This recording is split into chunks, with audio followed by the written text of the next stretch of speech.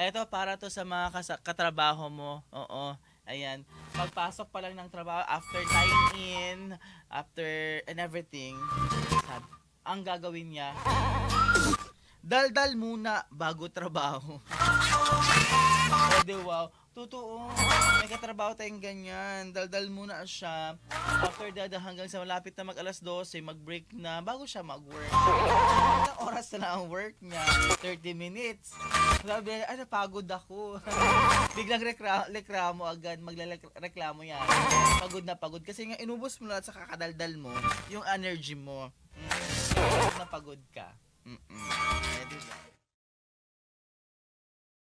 Maganda to sa mga katrabaho din. Ayoko na! Ayoko na! Magre-resign na ako.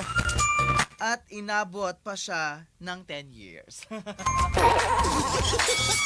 Mag-resign na sana siya pero umabot siya ng isang dekada. Yung tipo akala mo magre-resign na bukas, pero siya ang pinakamatagal na doon sa kumpanya nila. Ewan ko. Ganyan. Oo. Sobra na siya 10 years. Hi sa'yo. Hello. Ay, nako. Oo. Sarap siyang bagitin pero wag na lang. Hugot! Anong source ng energy mo? Ang sagot, ito ha. Ang sagot ko, pira.